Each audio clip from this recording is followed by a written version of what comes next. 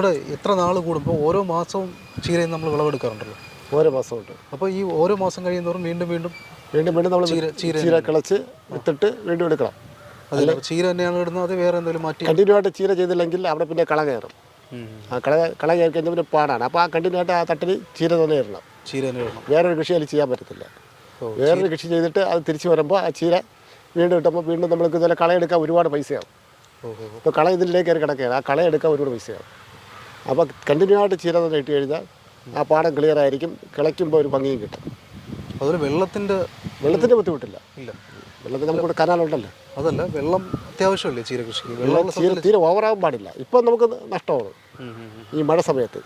ചീര വളരില്ല, നമ്മൾ വിചാരിക്കും പോലെ വളരില്ല. മറ്റത് 28 ദിവസം കൊണ്ട് വളരാണ്ടത് ഇതിപ്പോൾ 1.5 മാസം ആയാലും വളർച്ച കുറയും.